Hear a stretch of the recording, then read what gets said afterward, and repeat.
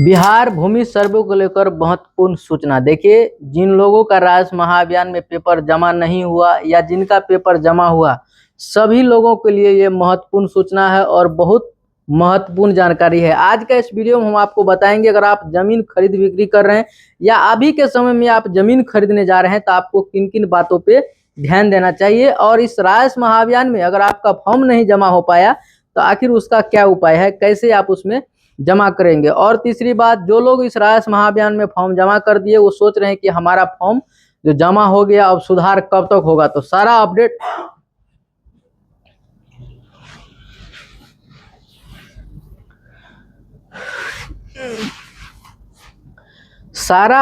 आज का इस वीडियो में आप लोग को मिलने वाला है। तो वीडियो अंत तक देखिए। अगर वीडियो पसंद आता है तो चैनल को सब्सक्राइब कर दीजिएगा और ज़्यादा से ज़्यादा लोगों को भी शेयर कीजिएगा ताकि ये जानकारी सभी लोगों तक पहुंच सके। आज का इस वीडियो में हम पूरा डिटेल में आपको समझाएंगे, अगर आप जमीन खरीद बिक्री करते हैं तो किन किन बातों पे आपको ध्यान देना चाहिए, और राजस्व महाअभियान में फॉर्म जमा किए हैं तो उसका कब तक स्टेटस आएगा, और जिन लोगों का फॉर्म जमा नहीं हुआ वो लोग क्या करेंगे।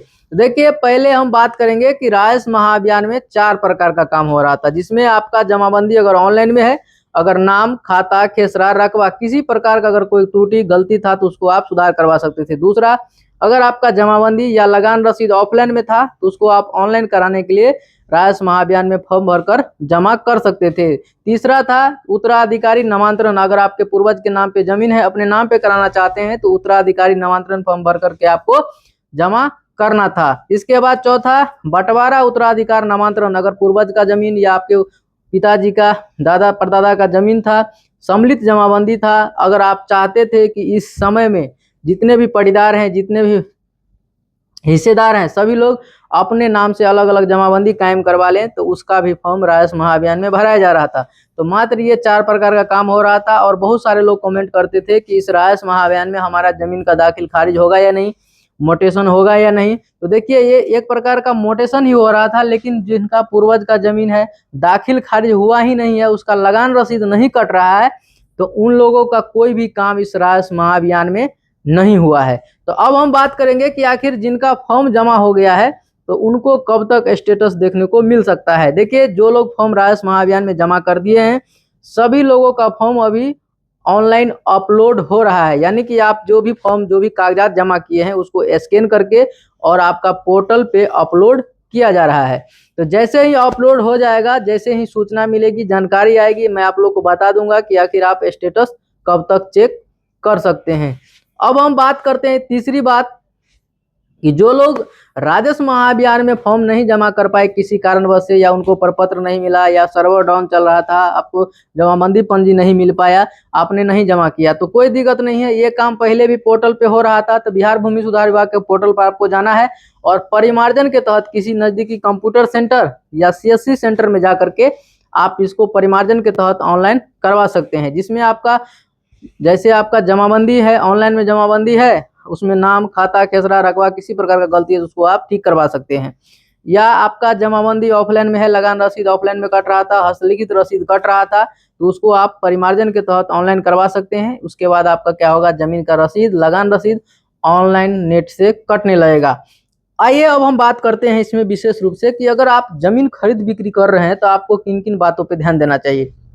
खास करके लोग आजकल जमीन खरीदने के चक्कर में शहर में, सिटी में, अंचल में, वो लोग सोचते हैं कि मार्केट साइड में जमीन ले लेंगे तो अच्छा रहेगा, सभी लोग सोचते हैं। तो जमीन क्या करते हैं, जब उनको कोई जो है सो, अब जमीन आप खरीदने जाएंगे तो उसमें क्या होता है, एक थर्ड पार्टी आपको मिल जाएगा जो आपको क्या करेगा, बात कराएगा, मतलब बिचौलिया उसको बोला जाता है। यानी कि जिसका जमीन है वो डायरेक्ट आपसे बात नहीं होगा, उसमें एक दूसरा व्यक्ति रहेगा जो आपको बात करा देगा, बोलेगा इतना में देगा, उतना में देगा, रेट करा देगा, बाद में आपको मालिक से मिलवाएगा जब आप पैसा देने लगेंगे। तो ये होता है, और उसमें क्या होता है, एक जमीन को लोग दो बार बेचवा देता है।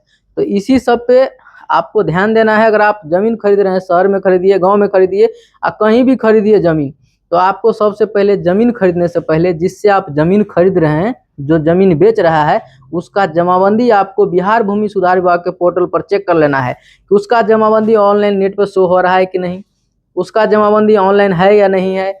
उसके बाद उसका जो जमाबंदी है उसमें कितना रकबा है, कितना डिसमिल जमीन है, और आप कितना खरीद रहे हैं, कितना डिसमिल आप खरीद रहे हैं, इन सब चीज़ों को चेक करना बहुत ज़रूरी है। और जिससे ज़मीन खरीद रहे हैं उसके नाम से जमाबंदी है या नहीं है, ये सब चेक कर लीजिए। अगर ये सब सही है, इसके बाद ही उस ज़मीन को आप खरीदिए। अगर आपको नहीं मालूम है तो आप अपने नज़दीक में देखिए कोई कौन जानकार आदमी है, किसको इसके बारे में जानकारी है, उससे मिलिए, उसको दिखाइए, नहीं तो अमीन से दिखाइए, कर्मचारी से दिखाइए। इसके बाद आपको जो है सो पेपर लेकर के आपको क्या करना है, ज़मीन खरीदना है। तो बिना ज़मीन का पेपर देखे, बिना जांच किए अगर आप ज़मीन लेंगे आज के समय में, तो आपको कोर्ट कचहरी का चक्कर लगाते रहिएगा और आपका पैसा भी बुड़ जाएगा, समय भी बर्बाद हो जाएगा। तो इसीलिए अगर आप 2025 में या 2025 के बाद अगर आप सोच रहे हैं कि हम ज़मीन खरीदें, तो ज़मीन खरीदने से पहले 100 बार आप सोचिए उसके बारे में, ज़मीन के बारे में, कि आखिर ज़मीन सही है या गलत है, कि ज़मीन को 2 बार बिका हुआ है या ज़मीन पे किसी प्रकार का केस चल रहा है। सारा जानकारी आपको मिल जाएगा बिहार भूमि सुधार विभाग के पोर्टल पे। जैसे ही उसको आप डालेंगे, खाता नंबर, खेसरा नंबर या जमाबंदी संख्या डालकर जैसे ही आप सर्च करेंगे, उस जमीन का सारा ब्यौरा आपको मिल जाएगा। जमीन किसके नाम से है, कितना रकबा है, चौहद्दी क्या है उसका, किसके जोत में जमीन है, वो सब सारा आपको जानकारी मिल जाएगा। तो अगर आप जमीन खरीदते हैं, अगली बार से आप कभी भी अगर इस वीडियो को देखने के बाद अब आप जमीन खरीदेंगे तो आपका जमीन में किसी प्रकार का प्रॉब्लम नहीं होगा। तो मेरा जानकारी अगर आपको अच्छा लगता है तो चैनल को सब्सक्राइब कर दीजिए, ज़्यादा से ज़्यादा लोगों को शेयर कीजिए ताकि ये जानकारी सभी लोगों तक पहुंच सके और एक दूसरे का हेल्प हो सके। बाकी वीडियो लास्ट तक देखने के लिए थैंक यू, धन्यवाद।